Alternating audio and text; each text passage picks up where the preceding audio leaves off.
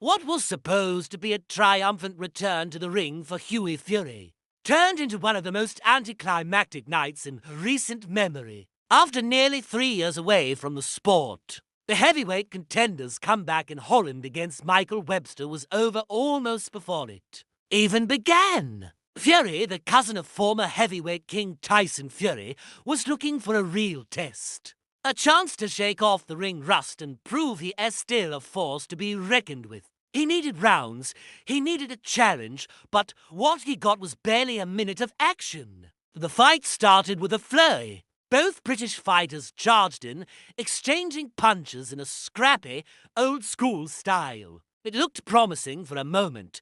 Fury, appearing strong and focused, quickly backed Webster into a corner and seemed to be taking control. You could see he was ready to unleash something big. But then, just as the fight was getting interesting, it was all over. Webster suddenly gestured to the referee, indicating an injury, and the contest was waved off. A technical knockout for Fury, but a hollow victory. You could feel the disappointment in the air. In his post-fight interview, Fury was apologetic, telling the Dutch crowd he was sorry they didn't get to see a proper fight.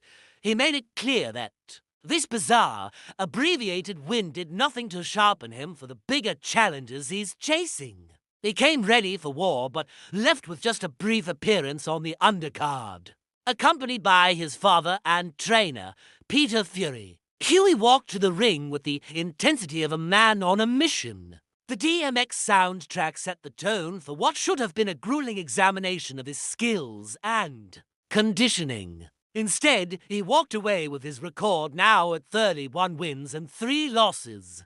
A statistic that doesn't tell the full story of his frustrating journey. Let's not forget why he was gone for so long. A rare skin condition and a severe bout of long COVID sideline Fury during what should have been his prime years. This hiatus came just as he was making a name for himself.